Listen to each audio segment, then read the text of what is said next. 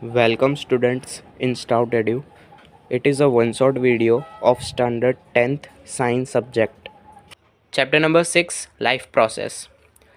Okay, let's start this video. So, the basic and essential activities performed by a living organism to sustain and maintain their life on the earth is called life process. वो सारी activities जो कि एक living organism perform करता है अपने life को maintain करने के लिए अर्थ के ऊपर, ठीक है, उन सबको क्या बोलते हैं? Life process. अब देखो लाइफ प्रोसेस कौन कौन से हैं, तो टाइप ऑफ लाइफ प्रोसेस हम पढ़ेंगे, ठीक है। तो पहला है nutrition, second one is respiration and third one is transportation and fourth one is excretion. Nutrition को ब्रीफ में पढ़ेंगे। So the process by which a living organism obtained and utilize food is called nutrition. तो ऐसा process जिसके द्वारा कोई एक living organism एक ऑर्गेनिज्म ऑब्टेन करता है फूड को और उसको यूटिलाइज भी करता है, ठीक है, उस प्रोसेस को हम क्या बोलते हैं? न्यूट्रिशन, ठीक है। Next one is respiration. So it is a process by which living organism break down food particles to produce energy. तो देखो ये एक ऐसी प्रोसेस होती है जिसमें कोई भी ऑर्गेनिज्म होता है वो फूड को क्या करता है, बहुत छोटे छोटे पार्ट्स में तोड़ देता है, जिसके वजह से वो एनर्जी को क्या कर सकता है? प्रोड्यूस कर सकता है, ठीक है। प्रोड्यूस करेगा या तो फिर उसको ऑब्टेन करेगा, उसको हम क्या बोलेंगे? रेस्पिरेशन। अगला है हमारे पास transportation. So process of a transporting useful and non useful substance from one part to another part of the organism, ठीक है। तो देखो कोई भी अगर एक ऑर्गेनिज्म है तो उसके डिफरेंट पार्ट होंगे, बॉडी के पार्ट्स होंगे। तो कोई भी एक बॉडी पार्ट से लेके दूसरे बॉडी पार्ट्स तक कोई भी यूज़फुल या तो फिर नॉन यूज़फुल सब्सटेंस को अगर ट्रांसपोर्ट करते हैं तो उसको हम ट्रांसपोर्टेशन, इस प्रोसेस को बोलेंगे transportation, okay. Now next one is excretion. So it is a process of a removal of a metabolic waste from body of an organism. तो ये क्या है? एक काइंड ऑफ प्रोसेस है जिसके द्वारा कोई भी लिविंग ऑर्गेनिज्म अपने मेटाबॉलिक वेस्ट को, जो कि क्या है? अनडाइजेस्टेड फूड पार्टिकल्स होते हैं, ठीक है, उसको क्या करता है? अपनी बॉडी से बाहर निकालता है। नाउ अब हम न्यूट्रिशन के टाइप्स देखेंगे, ठीक है, कितने टाइप के न्यूट्रिशंस होते हैं। तो फर्स्ट टाइप है autotrophic nutrition and second type है हेटेरोट्रॉपिक न्यूट्रिशन। तो अब हम ऑटोट्रॉपिक को देख लेते हैं। ऑटोट्रॉपिक के टू टाइप्स हैं। First one is photo autotrophic nutrition, ठीक है। एग्जाम्पल में हम देखेंगे ग्रीन प्लांट हो जाते हैं, हमारे पास साइनोबैक्टीरिया है और एक्सेट्रा, ठीक है, ये सारे हमारे फोटो ऑटोट्रॉपिक न्यूट्रिशन के एग्जाम्पल्स हैं। अब अगला है chemo autotrophic nutrition. For an example nitrogen fixing bacteria और सल्फर डाइऑक्साइड बैक्टीरिया, ठीक है, जो सल्फर को फिक्स करता है, और नाइट्रोजन फिक्सिंग बैक्टीरिया जो कि नाइट्रोजन को फिक्स करता है, ठीक है। ये हमारे दो टाइप थे किसके? ऑटोट्रॉपिक न्यूट्रिशन के। अब हम अगला पढ़ेंगे हेटेरोट्रॉपिक न्यूट्रिशन का, जिसमें हमारे तीन पार्ट्स आते हैं। First one is holozoic nutrition, जिसके एग्जांपल है ह्यूमन, काऊ, डॉग, एमोइबा और एक्सेट्रा। होलोजोइक का मतलब होता है कोई ऐसे ऑर्गेनिज्म जो किसी दूसरे ऑर्गेनिज्म को मार के और खा लेते हैं, मतलब पूरा डाइजेस्ट कर लेते हैं, ठीक है, उसको हम क्या करते हैं? होलोजोइक न्यूट्रिशन बोलते हैं। ये पूरा कंज्यूम करते हैं दूसरे एनिमल्स को, ओके। अब अगला पार्ट है हमारा सेप्रोफाइटिक न्यूट्रिशन। इसके कौन कौन से एग्जाम्पल्स हैं? तो bread mould, east, mushrooms, okay. अगला है हमारे पास पैरासाइटिक न्यूट्रिशन। इसमें कौन से एग्जाम्पल्स हैं? लाइस, कसकटा, लीच और एक्सेट्रा, ठीक है। ये पैरासाइटिक न्यूट्रिशंस वो वाले सारे एग्जाम्पल हैं जो कि किसी भी लिविंग ऑर्गेनिजम्स का डायरेक्टली ब्लड वगैरह लेके उसको अपना फूड के रूप में उसको यूज़ करते हैं। अगला है हमारे पास में ऑटोट्रॉपिक न्यूट्रिशन इन प्लांट्स। तो यहाँ पे हमें सबसे पहले एक केमिकल इक्वेशन गिवन है, ठीक है। तो केमिकल इक्वेशन किसकी है? तो फोटोसिंथेसिस प्रोसेस की ये केमिकल इक्वेशन गिवन है, तो इसको हम पढ़ लेते हैं।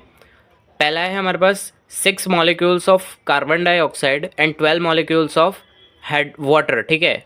12 मॉलिक्यूल्स वाटर के हैं, जो कि ये अगर क्लोरोफिल और सनलाइट के प्रेजेंट में ये किस में टूट जाते हैं, ग्लूकोज में और 6 मॉलिक्यूल्स ऑफ वाटर में, ठीक है।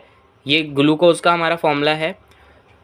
सो स्टूडेंट्स, ये वाला जो है, ये इतना केमिकल इक्वेशन ये हमें बैलेंस करने को भी क्वेश्चन में दे सकता है, ठीक है। बोर्ड के पेपर में इसको बैलेंस करके पूछेगा, ठीक है। तो ये आईएमपी वो हो जाता है, ठीक है, क्वेश्चन।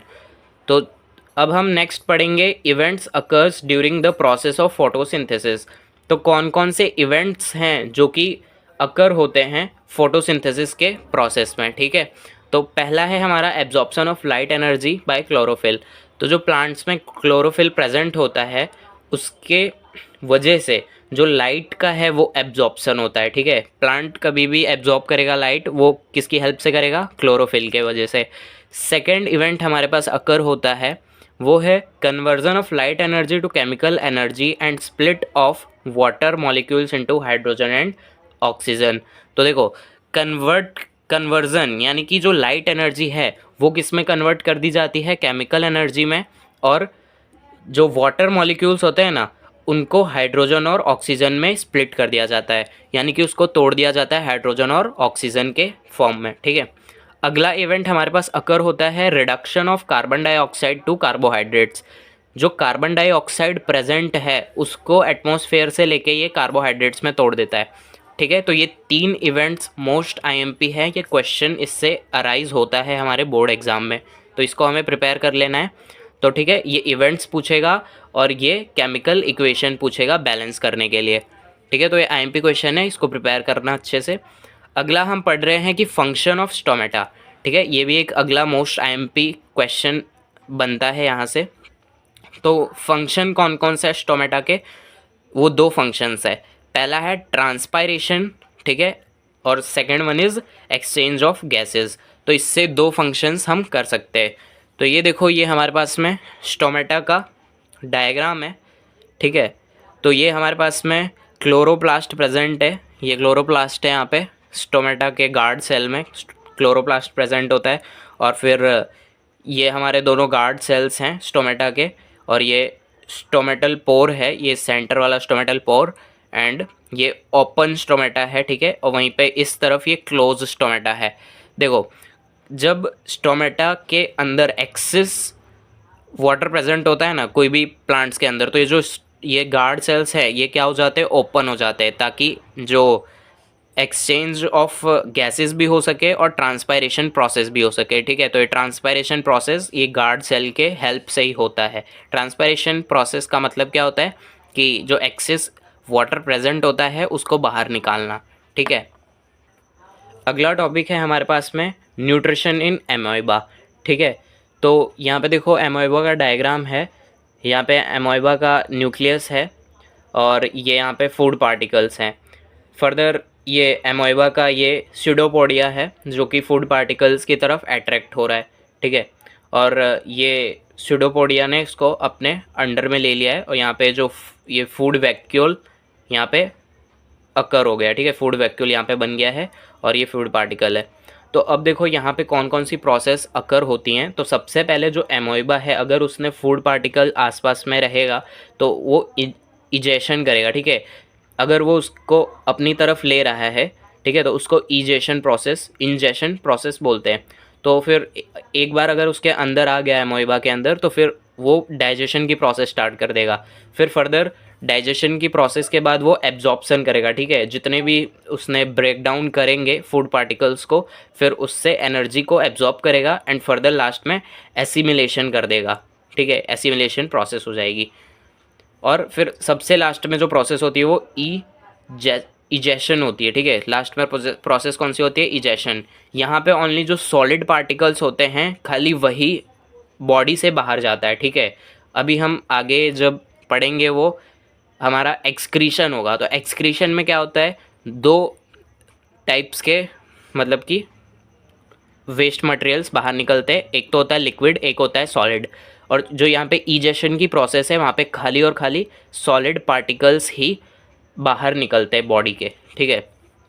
तो यहाँ पे देखो एमोइबा का यहाँ पे हमने वैसा फॉर्म तैयार किया है। तो देखो एमोइबा है, सबसे पहले वो स्यूडोपोडिया के वजह से इजेशन ऑफ, ठीक है, एक्सटेंशन ऑफ सेल मेम्ब्रेन होगा। फिर यहाँ पे वो कैप्चर करेगा फूड को, ठीक है। फिर यहाँ पे फूड को कैप्चर करने के बाद वो फूड वैक्यूल्स के अंदर उस फूड को ले लेगा, ठीक है।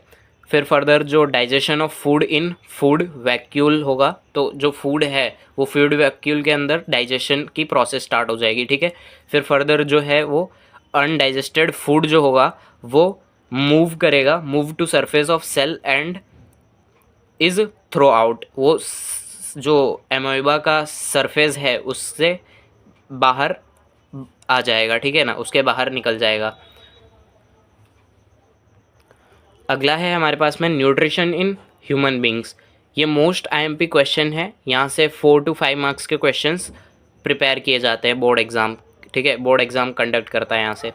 तो देखो सबसे पहले क्या होता है, माउथ, ठीक है, जिसको हम साइंस के लैंग्वेज में बक्कल कैविटी भी बोलते हैं। फूड इज़ इनजेस्टेड, ठीक है, यहाँ पे जो होगा वो फूड हमारा अंदर जाएगा माउथ के अंदर। अब देखो फिर अगला है हमारे पास टीथ। माउथ के अंदर टीथ प्रेजेंट होता है जो कि क्या वर्क करता है, फूड इज़ क्रस्ड एंड चीव्ड। यहाँ पे जो फूड है वो और ज़्यादा फाइन पार्टिकल में टूट जाएगा और वो क्रश हो जाएगा, ठीक है, क्रश्ड। अगला है हमारा स्लाइवरी ग्लैंड जो कि हमारे बक्कल कैविटी में ही प्रेजेंट होते हैं। अब ये क्या करेंगे, इट प्रोड्यूसेस सलाइवा, ये सलाइवा को प्रोड्यूस करता है कौन, सलाइवरी ग्लैंड। अगला है हमारे पास टंग। तो टंग क्या करता है, it helps in mixing of saliva with food and help in taste, ठीक है। तो टंग के हमारे 2 वर्क होते हैं। पहला होता है वो मिक्स करेगा सलाइवा को और दूसरा है उसको फूड को टेस्ट करेगा, ठीक है। अगला है हमारे पास में ईसोफेगस, जिसको हम फूड पाइप भी बोलते हैं कॉमन लैंग्वेज में।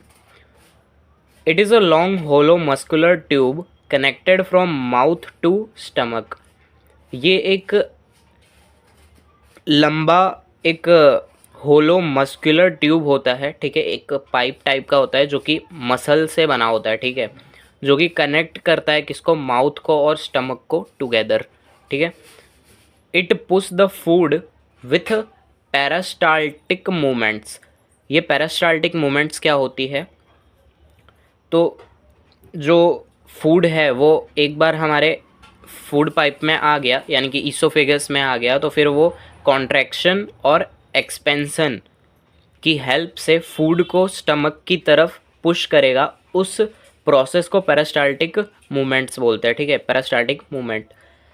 नाउ अगला है हमारे पास में stomach. It is a J shaped wide part of alimentary canal, ठीक है, ये जे शेप का होता है, काफ़ी ज़्यादा वाइड है यानी कि बहुत ज़्यादा चौड़ा है, ठीक है, चौड़ा पार्ट है किसका, एलिमेंट्री कैनाल का। तो अगला है हमारे पास में गैस्ट्रिक जूसेस, जिसमें हमारे पास 3 टाइप के गैस्ट्रिक जूसेस प्रेजेंट होते हैं। पहला है HCl, second one is pepsin, third one is mucus. HCl का फंक्शन देखेंगे, it makes medium acidic to act pepsin efficiently. ये जो फूड हमारे स्टमक में आया, अब उस फूड का जो मीडियम है उसको एसिडिक बना देगा, ठीक है, जिसके वजह से जो पेप्सिन है वो और ज़्यादा इफ़िशियंटली वर्क कर सकता है, उसका जो इफ़ेक्ट है और ज़्यादा आ सकता है, ठीक है। तो इट किल्स बैक्टीरिया, उसका सेकंड जो फंक्शन है, जितना भी बैक्टीरिया होगा उसको ये किल करेगा, ठीक है। Now second one is pepsin, it digest protein. इसका फंक्शन क्या है, ये प्रोटीन को डाइजेस्ट करेगा। अगला है गैस्ट्रिक जूस में हमारे पास mucus, it helps in the protection of the stomach wall. ये हमारे जो स्टमक यानी कि जो पेट का दीवार होगा उसको क्या करता है, प्रोटेक्ट करता है, ताकि जो HCl है वो इसको अफेक्ट ना कर सके, okay. Next one is we have liver. Secretes bile juices. Liver क्या करेगा, बाइल जूस को क्या करता है, सिक्रेट करता है, ठीक है, यानी कि प्रोड्यूस करता है। अगला है gall bladder, it stores bile juice. अब जो बाइल जूस हमारा लिवर ने सिक्रेट किया यानी कि प्रोड्यूस किया, अब उस बाइल जूस को ये स्टोर करके कौन रखता है पहले, तो ये गाल ब्लैडर उसको पहले से स्टोर करके रखता है, ठीक है। तो अब हम पढ़ेंगे बाइल जूस। बाइल जूस कितने टाइप्स के होते हैं, ठीक है। बाइल जूस मतलब कौन सा हेल्प करते हैं, हेल्प उनका क्या होता है, तो सबसे पहला हेल्प है टू मेक अल्कलाइन। जो HCl ने फूड के मीडियम को एसिडिक बनाया था, अब वहीं पे जो बाइल जूस है उस मीडियम को अल्कलाइन कर देगा, ठीक है, यानी कि बेसिक नेचर का कर देगा। और सेकंड जो इसका फंक्शन है, इन इमल्सिफिकेशन ऑफ फैट, ठीक है। इसका दूसरा फंक्शन क्या है, ये फैट का इमल्सिफिकेशन कर देगा, यानी कि इमल्सिफिकेशन एक काइंड ऑफ प्रोसेस होती है, ठीक है। कौन सी प्रोसेस, तो इस प्रोसेस में जो फैट के लार्ज ग्लोब्यूल्स होते हैं उनको फाइन ग्लोब्यूल्स में तोड़ दिया जाता है, यानी कि काफ़ी छोटे छोटे पार्टिकल्स में तोड़ देते हैं फैट के लार्ज पार्टिकल्स को, ठीक है। अगला है हमारे पास में पैनक्रियाज। पैनक्रियाज क्या करता है, सिक्रेट्स पैनक्रियाटिक जूसेस, जो कि कितने टाइप्स के हैं हमारे पास में, 3 टाइप के। पहला है trypsin, second one is lipase and third one is pancreatic amylase, ठीक है। अब देखो ट्रिप्सिन का फंक्शन देखेंगे, helps in digestion of protein. जो ट्रिप्सिन है वो फर्दर हमारा डाइजेशन के प्रोसेस में हेल्प करेगा। जो सेकंड पैनक्रियाटिक जूस है वो है हमारा लाइपेज, ठीक है। अब ये लाइपेज क्या करता है, help in breaking down of emulsified fat. अब देखो यहाँ पे जो हमारा फैट इमल्सिफिकेशन प्रोसेस हुआ था, ठीक है, अब उस फैट को हम इमल्सिफाइड फैट कहेंगे, ठीक है। तो अब जो इमल्सिफाइड फैट है, जो फैट काफ़ी अभी फाइन पार्टिकल में टूट गया है, अब वो फैट क्या होगा, और ज़्यादा फाइन पार्टिकल में टूटेगा, किसके हेल्प से, लाइपेज के हेल्प से, ठीक है। लाइपेज उस इमल्सिफाइड फैट पे एक्ट करके उसको और ज़्यादा क्या करेगा, छोटे पार्ट में तोड़ देगा। अगला है हमारे पास पैनक्रियाटिक एमाइलेस। ये क्या करता है, डाइजेस्ट करता है कार्बोहाइड्रेट्स को, ठीक है। जो फूड में हमारे कार्बोहाइड्रेट्स प्रेजेंट होते हैं इसको ये डाइजेस्ट कर देता है। अब देखो जो फूड है वो हमारा स्टमक से स्मॉल इंटेस्टाइन में आ चुका है, ठीक है। तो अब हम स्मॉल इंटेस्टाइन का देख लेते हैं। It is a 5 to 7 metre long, ठीक है। तो ये 5 से 7 मीटर मतलब लंबा होता है, ठीक है, स्मॉल इंटेस्टाइन। इसकी लेंथ कितनी होती है, 5 to 7, ठीक है, इन एडल्ट बीइंग में, ठीक है। जो एडल्ट ह्यूमन बीइंग होता है उसका 5 to 7 मीटर लॉन्ग होता है स्मॉल इंटेस्टाइन। अब देखो इट्स वॉल कंटेंट्स विली। इसका जो वॉल है वो उसमें ढेर सारे यानी कि लैक्स ऑफ विली प्रेजेंट होते हैं, ठीक है।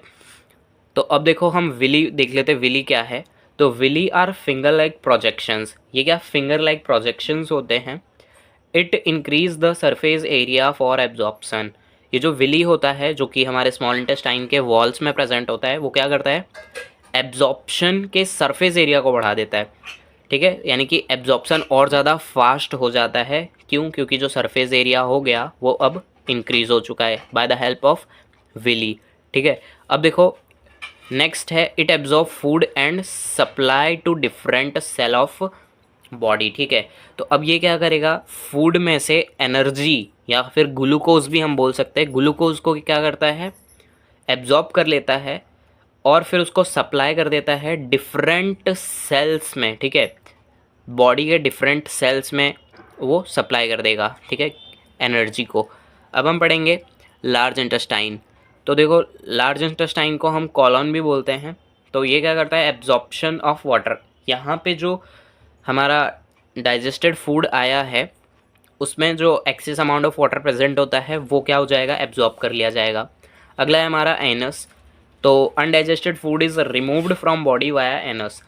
जितने भी अब हमारे अनडाइजेस्टेड फूड हैं वो हमारे लार्ज इंटेस्टाइन में आ चुके हैं। अब लार्ज इंटेस्टाइन से अनडाइजेस्टेड जो फूड है वो हमारा एनस के द्वारा बाहर निकल जाएगा, ठीक है, वाया एनस ये बॉडी से बाहर चला जाएगा।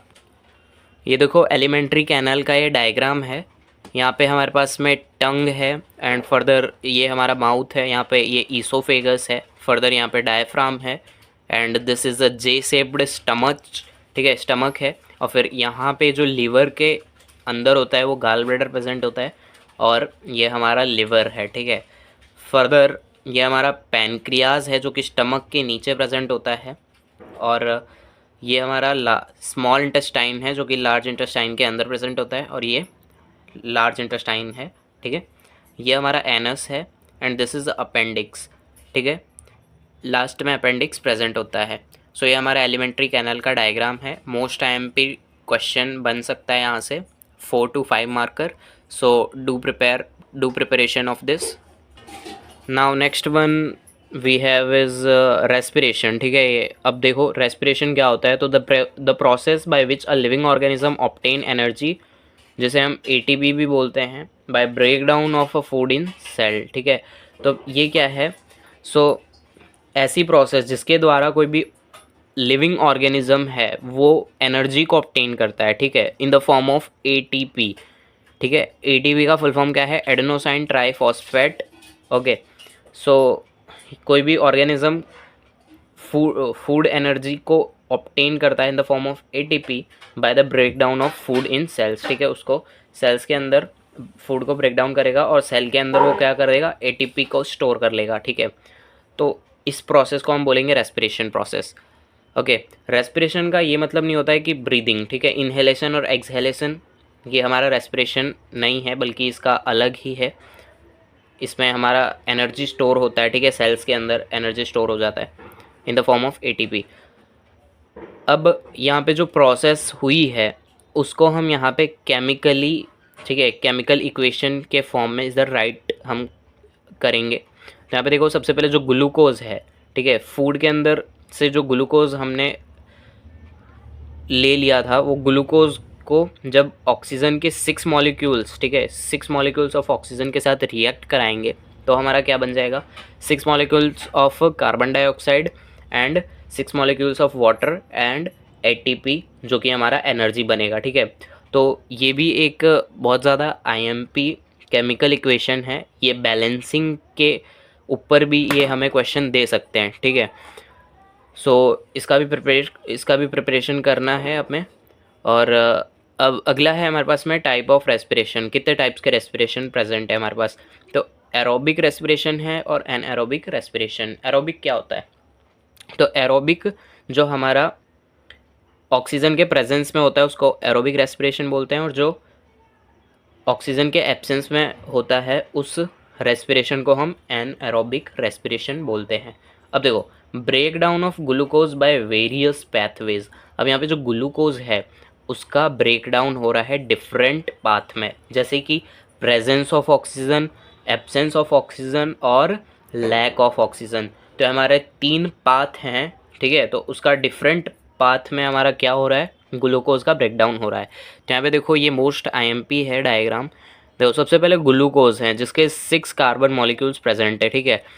अगर वो क्लोरोप्लास्ट के अंदर, ठीक है, वो क्लोरोप्लास्ट के अंदर पायरुवेट में टूट जाता है जिसके 3 कार्बन मॉलिक्यूल्स होते हैं, और एनर्जी भी साथ में उसके साथ फॉर्म हो जाएगी, ठीक है। साइटोप्लाज्म के अंदर, ठीक है, ये पायरुवेट और एनर्जी में टूट जाएगा। फर्दर अब देखो प्रेजेंस ऑफ ऑक्सीजन होगा, ठीक है, सॉरी प्रेजेंस नहीं, एब्सेंस ऑफ ऑक्सीजन में, जो कि हमारा ईस्ट के अंदर होता है। तो एब्सेंस ऑफ ऑक्सीजन में क्या, ethanol, CO2 and energy. CO2 in the sense carbon dioxide, ठीक है। तो किस में क्या क्या फॉर्म होगा एब्सेंस ऑफ ऑक्सीजन में, इथेनॉल फॉर्म हो जाता है, carbon dioxide and energy form होती है, ठीक है। यहाँ पे 2 कार्बन मॉलिक्यूल्स प्रेजेंट होते हैं। अब हमारा lack of oxygen in muscle cell, ठीक है, ये मसल सेल के अंदर होता है लैक ऑफ ऑक्सीजन, यानी कि ऑक्सीजन की कमी है, ठीक है। यहाँ पे क्या फॉर्म होगा हमारा लैक्टिक एसिड, एनर्जी, ठीक है। ये 2 चीज़ें हमारे यहाँ पे फॉर्म होती है। तो यहाँ पे 3 कार्बन मॉलिक्यूल्स प्रेजेंट होते हैं। फर्दर हमारे पास में प्रेजेंस ऑफ ऑक्सीजन, जो कि हमारा माइटोकॉन्ड्रिया के अंदर होता है, ठीक है। ये कौन सा यहाँ पे होगा, तो कार्बन डाइऑक्साइड और H2O इन द मतलब कि वाटर और एनर्जी, ठीक है। तो ये कार्बन डाइऑक्साइड, वाटर और एनर्जी में ये हमारा टूट जाता है, ठीक है, स्प्लिट हो जाता है। तो ये काफ़ी IMP डायग्राम है, इसे हमें प्रिपेयर करना है। अगला है हमारे पास में रेस्पिरेशन इन ह्यूमन बॉडी। देखो यहाँ पे सबसे पहले ऑक्सीजन जो एनवायरनमेंट में प्रेजेंट है वो नसल कैविटी के अंदर जाता है, ठीक है, नसल कैविटी के अंदर जाएगा। फिर फर्दर जो ऑक्सीजन है वो फेरिंग्स में जाता है, फेरिंग्स से फिर लैरिंग्स के अंदर, फिर लैरिंग्स के बाद वो ट्रैकिया के अंदर, एंड फर्दर वो ब्रोंकी के अंदर जाएगा, ठीक है। ट्रैकिया के बाद वो ब्रोंचीज़ में डिवाइड हो जाता है, ब्रोंकीज़ में, और फिर ब्रोंकी के बाद ब्रोंक्योल्स के अंदर आता है, फिर ब्रोंक्योल्स के बाद एल्वोलाई, ठीक है, एल्वोलाई में आता है। एल्वोलाई क्या है, तो ये एक लार्ज सरफेस प्रोवाइड करता है गैसियस एक्सचेंज के लिए, ठीक है, तो एल्वोलाई है। और एल्वोलाई के बाद यहाँ पे हमारा एक्सचेंज ऑफ CO2 और O2, ठीक है, कार्बन डाइऑक्साइड और ऑक्सीजन का एक्सचेंज हो जाता है एल्वोलाई के अंदर, ठीक है। तो हम यहाँ पे डायग्राम देख लेंगे रेस्पिरेशन इन ह्यूमन बॉडी का। ये हमारा डायग्राम है। यहाँ पे देखो सबसे पहले ये नसल पैसेज है, ठीक है, यहाँ से ऑक्सीजन हमारे अंदर जाएगा, एंड फर्दर यहाँ पे हमारे पास माउथ कैविटी है, और फिर यहाँ पे फेरिंग्स है, ठीक है। तो सबसे पहले नसल पैसेज के होते हुए, ठीक है, नसल पैसेज के द्वारा यहाँ पे ऑक्सीजन आएगा हमारे पास फेरिंग्स के अंदर, फिर फर्दर लैरिंग्स के अंदर, एंड ये देखो ये जो पाइप है ना, इसको हम ट्रैकिया बोलते हैं। फिर फर्दर ट्रैकिया के अंदर होते हुए ये किसमें, ब्रोंकी के अंदर ये, ठीक है, स्प्लिट हो जाता है। ये ब्रोंकी यहाँ पे भी जाता है और इस वाले लंग्स के अंदर भी जाता है, ठीक है। तो ये ब्रोंकीज में आता है, फर्दर ब्रोंकी के बाद ब्रोंक्योल्स में आएगा। ब्रोंक्योल्स क्या है, तो ये जो ब्रोंकी के बाद ये जो छोटे छोटे ये हैं ना, इसको हम ब्रोंकी बोलते हैं। फर्दर ब्रोंकील्स के बाद एल्वोलाई के अंदर जाता है, ठीक है। एल्वोलाई क्या है, तो ये जो राउंड फिगर देख रहे हैं ना, वो एल्वोलाई है। ये क्या करता है, लार्ज सरफेस एरिया प्रोवाइड करता है, ठीक है, प्रोवाइड करेगा ताकि गैसियस का एक्सचेंज काफ़ी इफेक्टिवली हो सके, ठीक है। Gases like CO2 and O2, carbon dioxide और ऑक्सीजन का, ठीक है। तो ये एल्वोलाई है। फर्दर ये देखो ये हमारे पास में डायफ्राम है, ठीक है, और ये जो है ये हमारे पास रिब्स प्रेजेंट है। फर्दर ये हमारे लंग्स हैं, और रिंग्स ऑफ कार्टिलेज, ये कार्टिलेज का रिंग्स है, ठीक है। ये जो ट्रैकिया है ना, वो हमारा कार्टिलेज का बना हुआ होता है, ठीक है। तो ये है हमारा रेस्पिरेशन इन ह्यूमन बॉडी का डायग्राम, मोस्ट टाइम पे डायग्राम है, इसे भी हमें प्रिपेयर करना है। नेक्स्ट प्रोसेस है हमारे पास में transportation. So it is a process where substances synthesized or absorbed in one part of body or carried to another parts of the body। देखो ट्रांसपोर्टेशन का मतलब होता है जो फूड का, वो फूड में से जो हमने ग्लूकोज ऑब्टेन किया था, उस ग्लूकोज को हम एक पार्ट, कोई भी एक पार्ट के बॉडी, ठीक है, कोई भी बॉडी का एक पार्ट से दूसरे पार्ट में उसको ट्रांसफ़र करेंगे, उसको ही हम ट्रांसपायरेशन का प्रोसेस बोलते हैं, ठीक है। सो ट्रांसपोर्टेशन या ट्रांसपोर्टेशन बोलते हैं, ठीक है। तो जो ट्रांसपोर्टेशन है, transportation is possible due to blood. तो जो ट्रांसपोर्टेशन का मेन इम्पॉर्टेंट फंक्शन है वो ब्लड के द्वारा हो पाता है, ठीक है। ब्लड इसमें उसका मेन रोल रहता है ट्रांसपोर्टेशन के प्रोसेस में। अब हम अगला पढ़ रहे हैं सर्कुलेटरी सिस्टम, ठीक है। तो सर्कुलेटरी सिस्टम में सबसे पहला आता है ब्लड, दूसरा है हमारे पास में ब्लड वेसल, तीसरा है हार्ट। तो ब्लड क्या है, तो ब्लड इज़ फ्लूइड, ठीक है, इट इज़ अ फ्लूइड। तो ब्लड जो है वो रेड फ्लूइड होता है। तो जो ब्लड का कलर रेड, वो हेमोग्लोबिन जो प्रेजेंट होता है ब्लड में, उसके वजह से उसका कलर रेड हो जाता है, ठीक है। अब ब्लड वेसल का हम देख लेते हैं। ब्लड वेसल क्या है, सो ये एक काइंड ऑफ ट्यूब है, ठीक है। ब्लड वेसल्स यानी कि जो हम नसें बोलते हैं ना, वो ट्यूब होता है, ट्यूब्स, ठीक है। अब देखो हार्ट, हार्ट क्या है, it is an important part of body pumping. देखो ये एक बहुत ज़्यादा इम्पॉर्टेंट पार्ट होता है बॉडी का, जिसका वर्क क्या होता है, पंपिंग ऑफ ब्लड, ठीक है, ब्लड को पंप करता है। नाउ नेक्स्ट टॉपिक है हमारे पास में ह्यूमन हार्ट, ठीक है। तो ये ह्यूमन हार्ट का डायग्राम है। मोस्ट टाइम पे क्वेश्चन यहाँ से बनते हैं 4 to 5 मार्कर। तो देखो सबसे पहले यहाँ पे हमारे पास अरोटा है, फिर vena cava from upper body है, vena cava from lower body है ये, और राइट एट्रियम है, राइट वेंट्रिकल है, फिर यहाँ पे पंपिंग आर्टरीज, पुल्मोनरी आर्टरीज हैं, फिर पुल्मोनरी वेन्स है, फिर यहाँ पे हमारे पास लेफ़्ट एट्रियम, इसको हम लेफ़्ट एट्रियम बोलते हैं, और लेफ़्ट वेंट्रिकल ये है हमारा। और ये जो सेप्टम है ये डिवाइडिंग बॉडी होता है, ठीक है। ये ये राइट और लेफ्ट पार्ट को डिवाइड करता है कौन, सेप्टम, ठीक है। तो देखो यहाँ पे इसका हम फंक्शनिंग समझ लेते हैं, हार्ट कैसे फंक्शन करता है।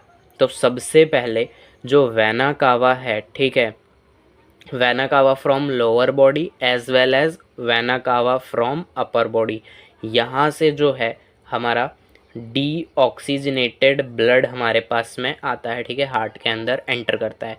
कहाँ से एंटर करता है, जो जो डिफरेंट पार्ट्स ऑफ बॉडी है वहाँ से हमारा डीऑक्सीजनेटेड ब्लड कलेक्ट होके हमारा कहाँ पे आएगा, राइट एट्रियम की तरफ।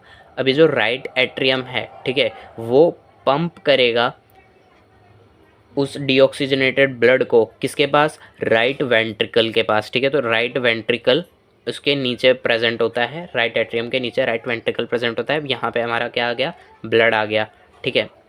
अब ये जो डीऑक्सीजनेटेड ब्लड है वो फर्दर पंप हो जाएगा, राइट वेंट्रिकल उसको पंप कर देगा और ये पुल्मोनरी आर्टरीज के द्वारा लंग्स के पास जाएगा, ठीक है।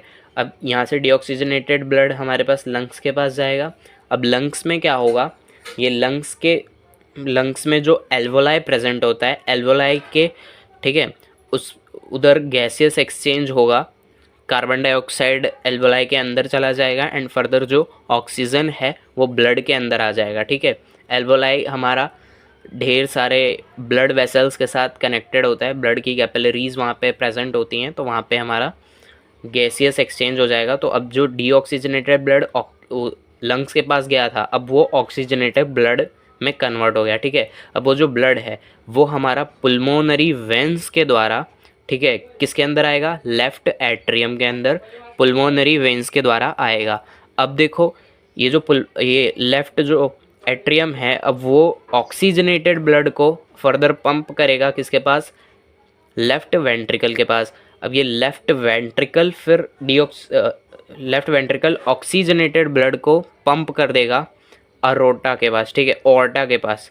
तो ये जो ऑर्टा है, ऑर्टा पूरी बॉडी में फर्दर सप्लाई कर देगा ऑक्सीजनेटेड ब्लड को, ठीक है। तो जो ऑक्सीजनेटेड ब्लड है वो फर्दर सप्लाई हो गया पूरी बॉडी में, किसके द्वारा, ऑर्टा के द्वारा। अब एक मोस्ट इम्पॉर्टेंट पार्ट कि जो हमारा वॉल है, ठीक है, ये जो हार्ट का ये लेफ्ट का वो जो वॉल है वो काफ़ी ज़्यादा थिक होता है। क्यों होता है, ठीक है, तो ये पंप करता है पूरी बॉडी में, तो जो बॉडी में प्रेशर के साथ जो ब्लड हमारा ट्रांसपोर्ट होता है, ठीक है, ट्रांसपोर्ट होता है, इसी के लिए ये जो हमारा लेफ्ट वॉल है, हार्ट का लेफ्ट साइड का वॉल, वो काफ़ी ज़्यादा थिक होता है as compare to right side के वॉल्स में, ठीक है। इनके वॉल्स काफ़ी थिन होते हैं as compare to walls of left side of heart, ठीक है। सो अब है, हम ब्लड को समझ लेते हैं, ब्लड क्या है। तो देखो ब्लड हमारा दो चीज़ से बनता है, एक ब्लड प्लाज्मा और ब्लड कॉर्पेसल, ठीक है, कॉर्पेसल्स। अब देखो जो ब्लड प्लाज्मा है वो दो टाइप्स, मतलब वो दो चीज़ों से बनता है, एक तो होता है सीरम और दूसरा होता है फैब्रिनोजिन, ठीक है, फैब्रिनोजिन। अब देखो जो ब्लड कॉर्पसल है, कॉर्पसल्स, अब देखो ये है ना, ये 3 पार्ट्स में होते हैं, ठीक है। इसमें 3 चीज़ें आती है, आरबीसी जिसका फुल फॉर्म है रेड ब्लड सेल, डब्ल्यूबीसी जिसका फुल फॉर्म है white blood cell and further platelets, ठीक है। तो ये जो 3 कंपोनेंट्स हैं, ठीक है, ब्लड के जो 3 कंपोनेंट्स हैं, यहाँ से क्वेश्चन ज़्यादा करके बनते हैं। तो इसके हम फंक्शनिंग देख लेते हैं। रेड ब्लड सेल, ठीक है, रेड ब्लड सेल क्या, इसका क्या फंक्शन होता है, तो रेड ब्लड सेल के अंदर हीमोग्लोबिन प्रेजेंट होता है, ठीक है, हीमोग्लोबिन वो क्या करता है, वो हमारा ऑक्सीजन को कैरी करता है, ठीक है। तो ये जो आरबीसी है इसका मेन फंक्शन होता है ऑक्सीजन को कैरी करना। अब नेक्स्ट है हमारे पास डब्ल्यूबीसी। डब्ल्यूबीसी क्या करता है, डब्ल्यूबीसी जितने भी जर्म्स होते हैं हमारी बॉडी के अंदर, ठीक है, जितने भी जर्म्स होते हैं उनसे ये फाइट करता है डब्ल्यूबीसी। फर्दर हमारे पास नेक्स्ट है कंपोनेंट ऑफ ब्लड जो कि प्लेटलेट्स है। प्लेटलेट्स क्या करेगा, तो अगर हम कहीं पे गिर जाते हैं या फिर हमारे बॉडी में कट्स वगैरह लग जाते हैं तो वहाँ से हमारा जो ब्लड है वो कांस्टेंट आउटसाइड की तरफ फ्लो होता है, ठीक है। तो जो फ्लो ऑफ ब्लड को रोकने के लिए, ठीक है, ताकि ब्लड हमारा एक्सेस ब्लड बाहर फ्लो ना हो पाए, ठीक है, वेस्ट ना हो, उसके वजह से जो प्लेटलेट्स है वो वहाँ पे जाके कोट कर देता है, ब्लड क्लोटिंग कर देता है, जिसकी वजह से हमारा ब्लड जो है वो बॉडी के बाहर जाने से बच जाता है, ठीक है। तो ये था हमारा function of platelets, white blood cell and RBC. अब यहाँ से ये तीनों से क्वेश्चन मोस्ट टाइम पे बनते हैं, ठीक है, तो इसको हमें प्रिपेयर कर लेना है। फर्दर हमारे पास आता है ट्रांसपोर्टेशन इन प्लांट्स। अब हमारा ह्यूमन बींग्स का पूरा कंप्लीट हो गया है ट्रांसपोर्टेशन प्रोसेस। अब हम आते हैं ट्रांसपोर्टेशन इन प्लांट्स के ऊपर। तो देखो, transportation in plants is possible from 2 pathways. कौन कौन से पैथवेज है? पहला है जाइलम, दूसरा है फेलोयम, ठीक है। तो देखो, it conducts water and minerals from roots of leaves, ठीक है। और देखो ये क्या करता है, ये वाटर को क्या करता है, वाटर और मिनरल को रूट से लेके पूरे ट्री और पूरे प्लांट के अंदर सप्लाई करता है, ठीक है। And it is composed of mainly dead elements. ये डेड एलिमेंट्स का बना हुआ होता है, ठीक है, कंपोज्ड होता है डेड एलिमेंट्स का। और देखो, ठीक है, तो इसका मेन फंक्शन क्या है? इसका मेन फंक्शन है वाटर और मिनरल्स को रूट से लेके, ठीक है, रूट से लेके कहाँ तक? पूरे प्लांट्स में पहुंचाना, ठीक है, लीफ में, और फिर उसका स्टेम होता है वहाँ तक पूरा, ये जाइलम के वजह से हमारा फ्लो होता है, ठीक है। अगला है हमारे पास फ्लोएम। फ्लोएम का क्या फंक्शन है? It conduct food from leaves to all parts of the plant, ठीक है।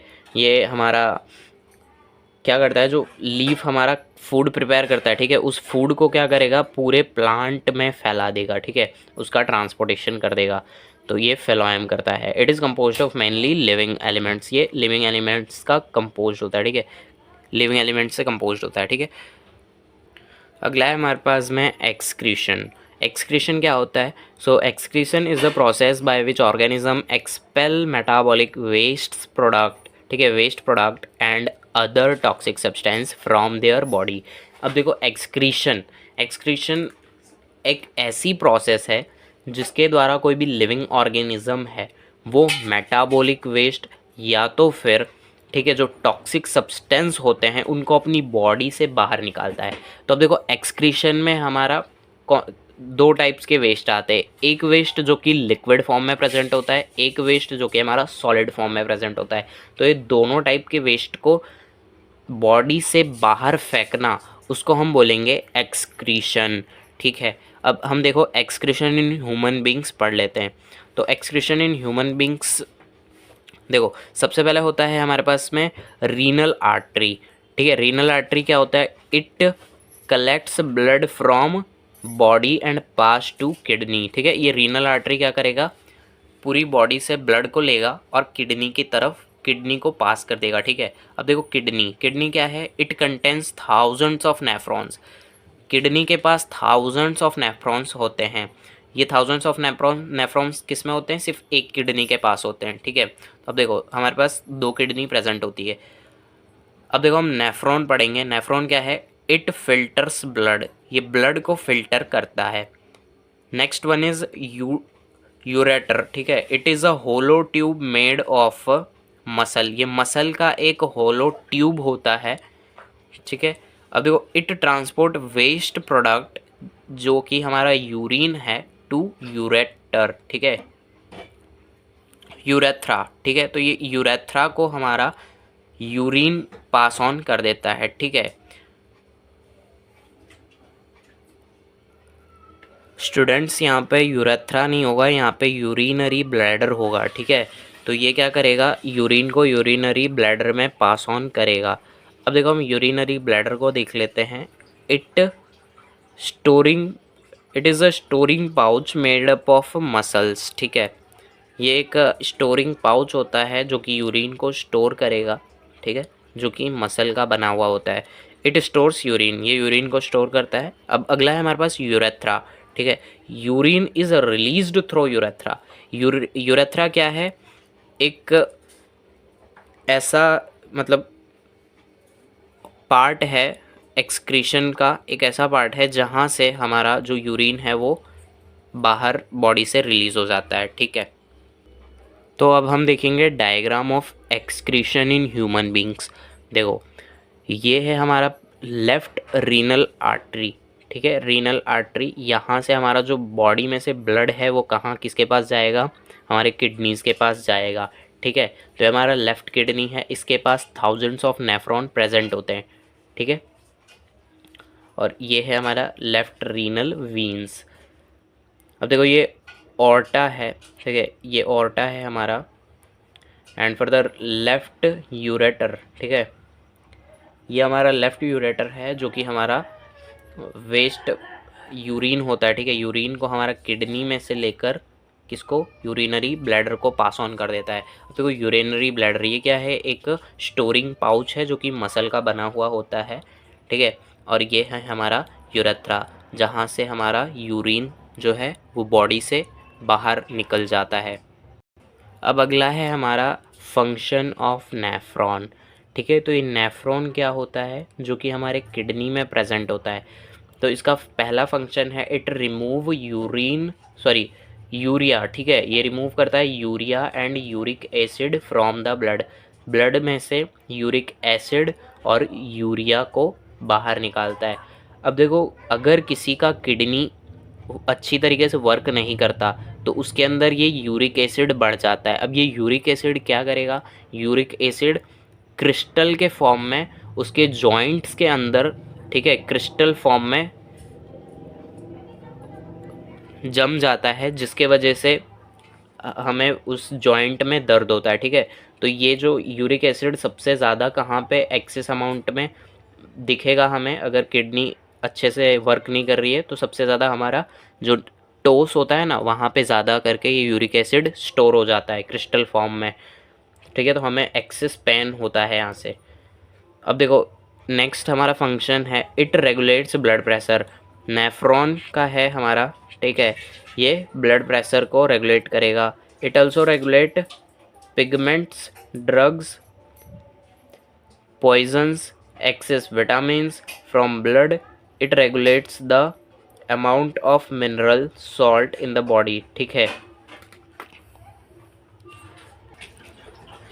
तो ये हमारा पिगमेंट को, ड्रग्स को, पॉइजन, एक्सेस विटामिन्स, ठीक है, ये ब्लड में से इन सबको क्या करता है, इन सबको रेगुलेट करके रखता है, ठीक है।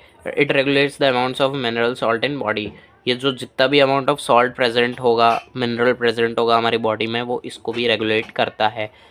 अगला फंक्शन है हमारे पास it regulates body pH. Body का जो पीएच लेवल है, पीएच लेवल हमारा जो बॉडी का होता है वो इसको रेगुलेट करता है, ठीक है। अगला है nephron performs tasks like glow, ठीक है। ये हमारा कौन सा टास्क परफॉर्म करेगा, ग्लोमेरुलस फिल्ट्रेशन और टेबुलर रीएब्जॉर्प्शन, ठीक है। नेफ्रॉन हमारा दो टाइप का फंक्शन करता है। सबसे पहला ग्लोमेरुलस फिल्ट्रेशन, ठीक है, ग्लोमेरुलस के द्वारा फिल्ट्रेशन होगा, और दूसरा है टेबुलर रीएब्जॉर्प्शन। अब हमारे पास यहाँ पे नेफ्रॉन का डायग्राम प्रेजेंट है, तो हम इससे अब बाकी का समझते हैं, ठीक है। तो देखो, ये रहा हमारा बोमेंस कैप्सूल, ये हमारा बोमेंस कैप्सूल है, ये रहा उसके अंदर ग्लोमेरुलस, ठीक है। और ये जो है ये ब्रांच ऑफ रीनल आर्टरी है, ये जो है ये ब्रांच ऑफ रीनल आर्टरी है। अब देखो, यहाँ पे हमारा टेबुलर पार्ट ऑफ नेफ्रॉन है, ये हमारा टेबुलर पार्ट ऑफ नेफ्रॉन है। फर्दर ये कलेक्टिंग डक्ट्स है हमारे पास, कैपिलरीज, ये सारी कैपिलरीज हैं जो ऐसे हैं। फर्दर ये branch of the renal veins है। अब देखो यहाँ पे फंक्शन क्या होता है कि जो ब्लड है, ठीक है, ब्लड हमारा सबसे पहले ग्लोमेरुलस के पास जाता है, ठीक है, जो कि हमारा बोमेंस कैप्सूल के अंदर प्रेजेंट होता है। तो ग्लोमेरुलस के अंदर ये फिल्टर करता है, ठीक है, ये फिल्ट्रेशन होता है। तो इसमें एक्सेस अमाउंट ऑफ हमारा वाटर, सॉल्ट, विटामिन्स, ये सारी चीज़ें क्या हो जाती है, फ़िल्टर हो जाती है, ठीक है। तो ये सब फिल्टर कर देता है। एंड फर्दर ये हमारा इसके, ठीक है,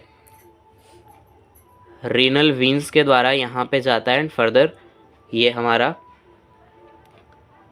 कलेक्टिंग डक्ट से होते हुए ये जो हमारा वेस्ट प्रोडक्ट होता है वो फर्दर हमारा सप्लाई हो जाता है किसकी तरफ, तो किडनी से फिर ये बाहर चला जाता है ठीक है। तो जितना भी वेस्ट प्रोडक्ट होता है वो किडनी से बाहर जाएगा एंड फर्दर ये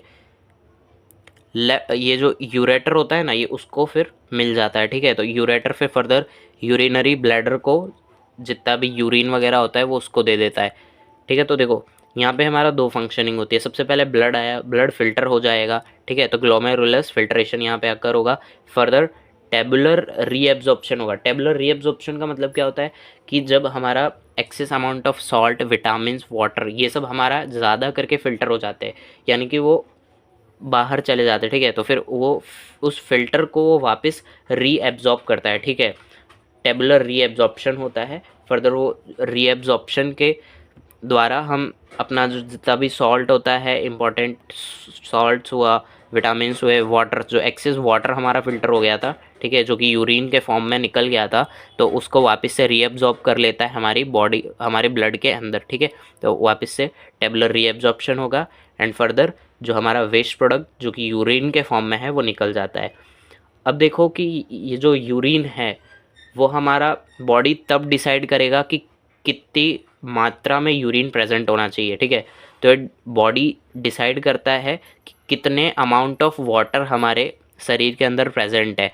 तो अगर हमारे शरीर में कम अमाउंट में वाटर प्रेजेंट होगा तो हमारा जो फिल्ट्रेशन होगा, ठीक है, तो फिल्ट्रेशन भी बहुत कम होगा। और अगर excess amount of water present है तो अच्छा खासा फिल्ट्रेशन हमारे किडनीज़ परफॉर्म कर पाएंगी। इसी के लिए ये सजेशन होता है कि हमें ज़्यादा करके वाटर को ड्रिंक करना चाहिए। पूरे दिन में अप्रॉक्स 5 लीटर्स वाटर हमारी बॉडी के अंदर जाना चाहिए, ताकि जो फिल्ट्रेशन है वो अच्छी तरीके से हो सके एंड जो हमारा किडनी है एज़ वेल एज़ हमारी जो बॉडी है वो हेल्दी रह सके। ठीक है, तो ये यहाँ से भी एक क्वेश्चन बन सकता है, मोस्ट इम्पॉर्टेंट क्वेश्चन है, नेफ्रॉन का डायग्राम प्लस उसके फंक्शंस। ठीक है, एंड इसका डेफिनेशन भी पूछ सकता है। अगला है हमारे पास में एक्सक्रीशन इन प्लांट्स। तो अब तक हमारा बायो इसमें जो ह्यूमन का था वो ख़त्म हो गया। ठीक है, तो अब हम प्लांट्स के ऊपर आ गए। तो देखो, plants use complete different strategies from, ठीक है, for excretion than those of animals. जो प्लांट्स होते हैं वो बिल्कुल ही अलग स्ट्रेटेजी अपनाते हैं एक्सक्रीशन के लिए। ठीक है, एक्सक्रीशन के लिए एकदम अलग स्ट्रेटेजी को वो यूज़ करते हैं, किसके द्वारा, एनिमल्स से। ठीक है, एनिमल्स से वो काफ़ी अलग स्ट्रेटेजी यूज़ करते हैं। अब देखो यहाँ पे oxygen and CO2 is diffused through stomata. अब यहाँ पे हमारा जो एक्सक्रीशन, कौन कौन क्या क्या चीज़ एक्सक्रीट हुआ है प्लांट में से, वो हमारे यहाँ पे है। तो सबसे पहले है जो ऑक्सीजन होता है और जो CO2 होता है वो हमारा स्टोमेटा के द्वारा बाहर निकल जाता है। ठीक है, प्लांट में से। और अगला है हमारे पास excess water is removed by transpiration. Transpiration की प्रोसेस होती है प्लांट के अंदर, वहाँ से एक्सेस अमाउंट ऑफ वाटर जो है वो भी स्टोमेटा के द्वारा ही बाहर निकाला जाता है। ठीक है, देखो स्टोमेटा जो है ना वो मोस्ट IMP क्वेश्चन है, तो स्टोमेटा हमें प्रिपेयर कर लेना है। और अगर ये ट्रांसपायरेशन प्रोसेस हमारी प्लांट में अगर अकर नहीं होती है, ठीक है, अगर ये ट्रांसपायरेशन नहीं हुई प्लांट के अंदर, तो फिर जो रूट से वाटर का, ठीक है, एब्जॉर्प्शन है ना वो नहीं हो पाएगा। क्यों? क्योंकि जो हमारा प्रेशर होता है ना प्लांट्स के अंदर, जो प्रेशर होता है अगर वो कम नहीं होगा, लीव्स के अंदर जो प्रेशर है वाटर का अगर वो कम नहीं होगा तो हमारा रूट्स जो है वो वाटर को सक नहीं कर पाएंगे। सो इसी के लिए ट्रांसपायरेशन मोस्ट IMP हो जाता है। ठीक है, तो इम्पॉर्टेंट रहता है, अगर ट्रांसपायरेशन नहीं हुआ तो प्लांट्स के अंदर वाटर का सिक्रेशन नहीं हो पाएगा। ठीक है, और वाटर एब्जॉर्ब नहीं हो पाएगा रूट्स के द्वारा। अगला है हमारे पास plants can lose some of their old parts like old leaves, bark of tree. ठीक है, तो प्लांट्स जो होते हैं वो कुछ अपने पुराने लीव्स को भी गिरा देते हैं, जिसे हम पतझड़ बोलते हैं। फर्दर वो बार्क्स ऑफ ट्री, जो उसके छाल होती है उसको भी वो मतलब जब उसकी छाल सूख जाती है तो उसको भी वो निकाल देता है। ठीक है, प्लांट, ये भी एक एग्जाम्पल है किसका, एक्सक्रीशन इन प्लांट का। अब लास्ट है जो कि फोर्थ है point, other waste products like latex, resins and gums are stored in xylem. ठीक है, तो ये अदर वेस्ट प्रोडक्ट होते हैं जो कि प्लांट के द्वारा एक्सक्रीट किए जाते हैं। कौन कौन से हैं? तो सबसे पहला है लेटेक्स, दूसरा है रेजिन्स और तीसरा है गम्स। गम्स जो कि हमारा रबड़ वगैरह बनाने में यूज़ होता है, ठीक है। और जो लेटेक्स है वो तो है ही, और रेजिन्स, ये ठीक है, ये भी सब हमारे एक्सक्रीट किए जाते हैं, किसके द्वारा? प्लांट्स के द्वारा। तो यहाँ पे हमारा चैप्टर कंप्लीट होता है। और जो अगला चैप्टर है हमारा कंट्रोल एंड कोऑर्डिनेशन, वो भी जल्दी ही अपलोड हो जाएगा हमारे चैनल पे। सो वो भी अच्छे से प्रिपेयर करेंगे हम, ठीक है। Thank you for watching till and अच्छे से प्रिपेयर करो, बोर्ड्स में एकदम अच्छे मार्क्स आ जाएंगे। ये जो हमारा है नोट्स, ये काफ़ी पूरा एनसीईआरटी बेस्ड नोट है। अगर इतना प्रिपेयर कर लिया तो अच्छे खासे मार्क्स आ जाएंगे, ठीक है। Out of 80 approx 70 plus marks compulsory हैं, जो कि हम स्कोर कर सकते हैं। Okay, thank you for watching.